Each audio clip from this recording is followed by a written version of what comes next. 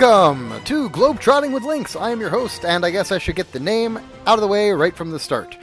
I'm a science fiction fan, and I was honored with a fictional peerage, and that by a group that I used to run, and that peerage was Lynx, and now I tend to use it in fandom circles, but also as a nickname as I really like it, and it goes well with my new image from a few years ago. For this 5th episode, I picked a place I visit a few times a year. This is Aventura, Florida, but since that by itself is kind of banal, I'm also going to look at Miami at the same time. I visit there because my parents have a condo there, and it's always nice to see family. These are standard large American cities, but still ones that I highly recommend you visit if you get the chance. I always have a relaxing time when I visit Miami and Aventura. So, founded in the 1970s and incorporated in 1995, Aventura was originally called Turnberry, and it is a suburb of Miami. It's located 15 miles north of Miami, and it started as a condominium development, which is where the name Aventura eventually came from, as one of the developers stated, "What an adventure this is going to be," and Aventura is a Spanishized, I guess, version of adventure. It might actually even be Spanish for adventure. I don't speak Spanish. Turnberry Isle is a luxury resort in the area nowadays, and there are many new and equally luxurious condos in the area that are being built. It's home to the 5th largest mall in the United States, which was built in 1983, and this is the city's major source of revenue. It's also home to the yacht monkey business, and a more apt name could likely not be given to a yacht, as through his dalliances on board, Senator Gary Hart was forced to withdraw his 1988 presidential bid. The yacht was actually built for Turnberry Isle. Unfortunately, that's really all the history there is to Aventura, as much of what to do in the area is really kind of focused around Miami. But let's take a look at the history of Miami while we're on this history kick. This is going to be a shorter episode because there's just sort of limited stuff, and both cities are somewhat newer. The area of Miami has been inhabited for at least 2,000 years, with a settlement dating back to 600 to 500 BCE. 1566 saw the area claimed for Spain by Admiral Pedro Méndez de Aviles, who also became the first governor of the territory. With the exception of about 20 years in the 1700s, when it was ruled by the United Kingdom, it was ruled by Spain, until it was seceded to the United States in 1821. The owner of the land where Miami was eventually built was one Julia Tuttle. She managed to convince Henry Flagler to expand the Florida East Coast Railway to Miami, and this led to its incorporation in 1896. This makes Miami the only major city in the United States founded by a woman, and when I recorded this in December, on December 9th, a few days before this recording, Miami got her first woman mayor. So, yay! Progress! Just really, really slow progress. The Miami Beach area was first developed in 1913, and the first half of the 1920s were really good for Miami, and the town flourished. Part of this was due to a new influx of residents, but also land development saw a boom, which was fueled by speculation, and prices began to skyrocket. Then in 1920, the economic bubble began to collapse. This was furthered by the Great Hurricane of 1926. Right after the hurricane, this was the 12th deadliest in the 20th century, the Great Depression hit. In 1937, the Ku Klux Klan raided La Paloma. This was an LGBT nightclub, and it has since become a site of resistance to the conservative mores of Florida in general. When World War II started, Miami, like much of the rest of the country, was recovering from the Great Depression. Florida in general, and Miami specifically, saw increased military activity due to U-boats, which were patrolling off the shore to sink shipping. Many of the service members who were stationed near Miami returned there after the war, causing the population to increase to about 500,000. 1959 saw the rebellion in Cuba, in which Batista and his supporters were ousted by Fidel Castro. Many Cubans fled from Cuba and made Miami their home. By the end of the 1960s, 400,000 Cuban refugees were living in the Miami-Dade area, and Little Havana, formerly the Riverside area, was formally established. In the 1960s through the 1980s saw a time of unrest in the Miami area. This came in the form of both LGBT issues as well as race-related, with the Liberty City riots in 1980 being one of the worst riots in U.S. history, leaving the city with almost $100 million in property damage. Another major issue in the 1980s was that Miami became the point in the U.S. for the transshipment of cocaine from cartels in Latin America. As an interesting side effect of that, many luxury car dealerships, five-star hotels, condominium developments, swanky nightclubs, and major commercial developments arose.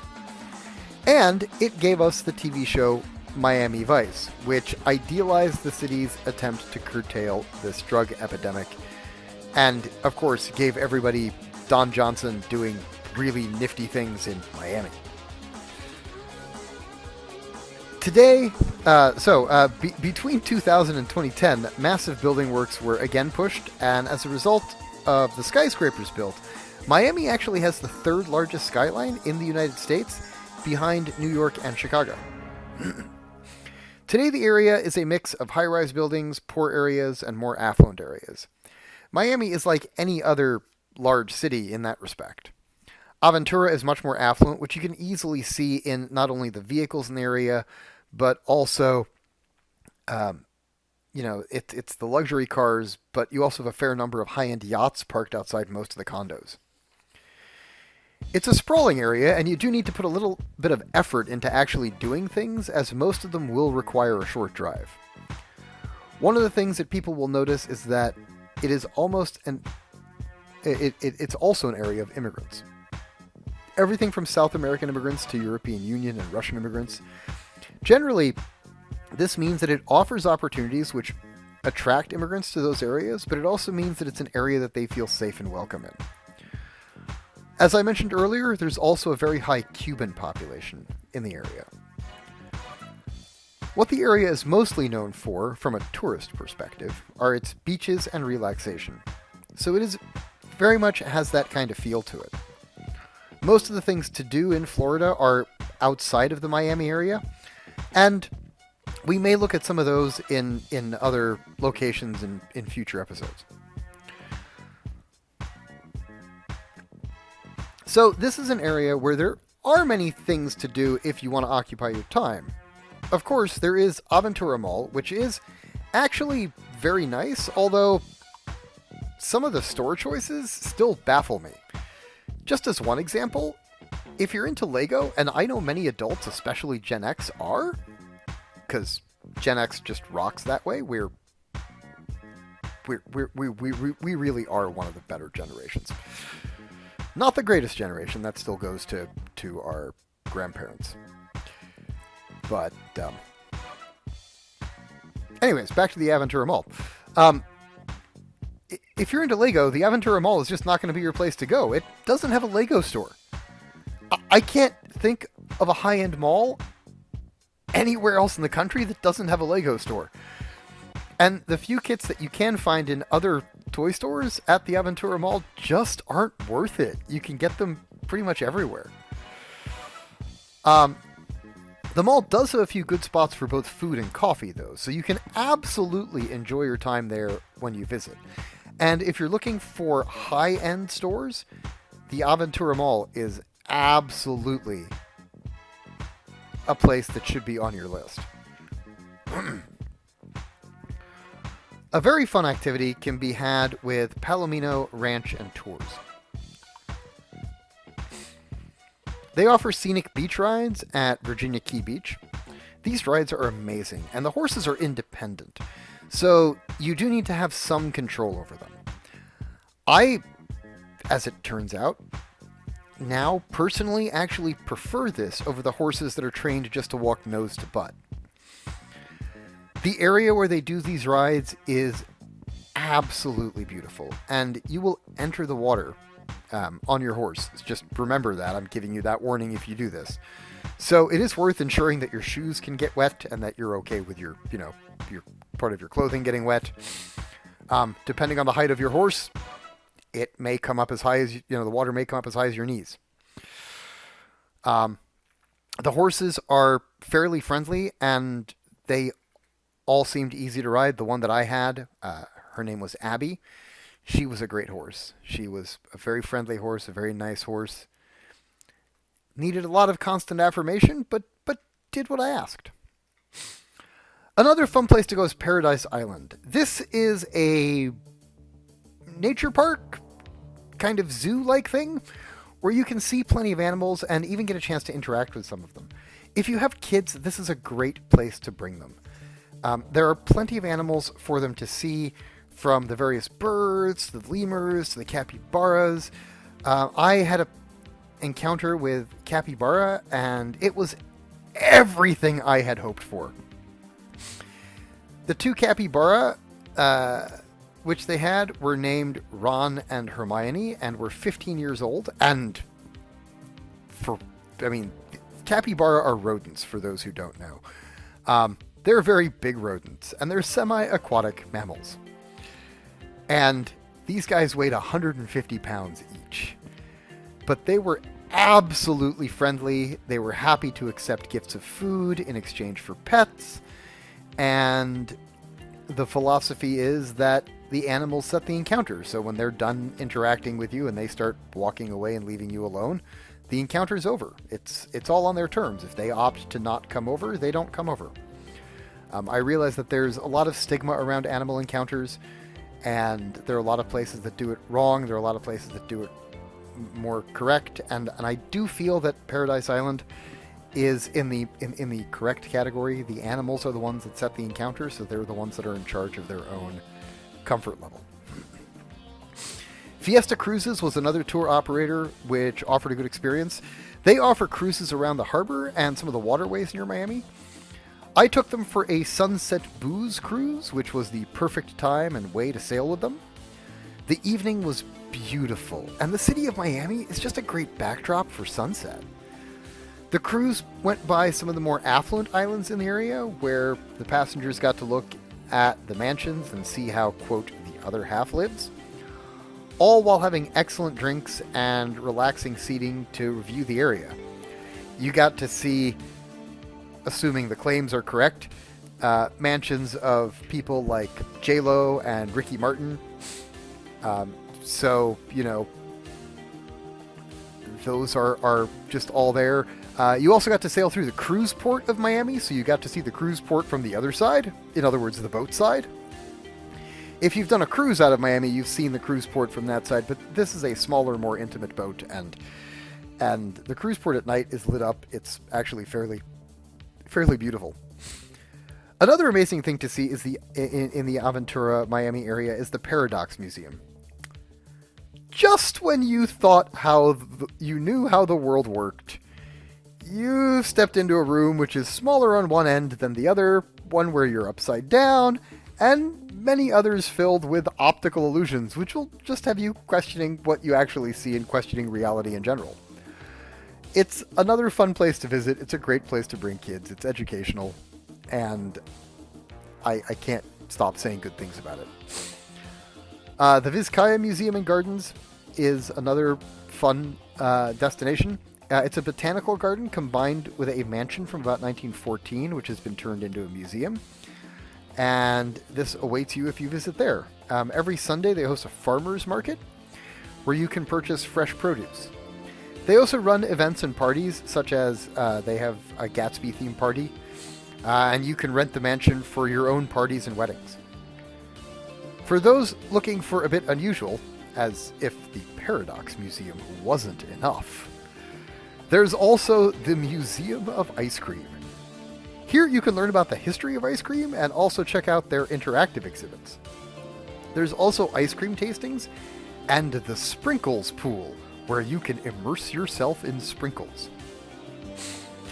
The Perez Art Museum is a museum of contemporary and modern art located next to the Maurice A. Ferré Park.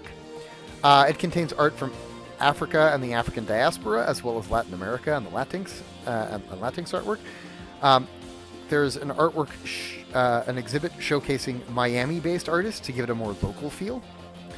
And the Caribbean Cultural Institute is located inside the museum as well, and promotes the art of the Caribbean and its various diasporas. Not too far away is Bayfront Park, which is a nice park near the waterfront. Next to that is the Skyviews Miami Observation Wheel. Essentially, it's a big Ferris wheel, very similar to the London Eye, which gives you some panoramic views of Miami. If animals are your thing and you want to see them in larger habitats, if Paradise Island was not large enough for you, Zoo Miami is a good place to visit. Sitting on 750 acres, this zoo houses over 3,000 different animals in large habitats. You can rent bikes to get around, and they do have a giraffe feeding experience, which is always fun because giraffes are just like doofy and cute and just wonderful to interact with. There's also a botanical garden which has over 750 species of plants. Florida Mission Everglades, which is part of the zoo, serves as a view into the unique habitats of Florida, where you get to see Everglade habitats. You get to see some of the animals that inhabit the Everglades that are unique from elsewhere in the world.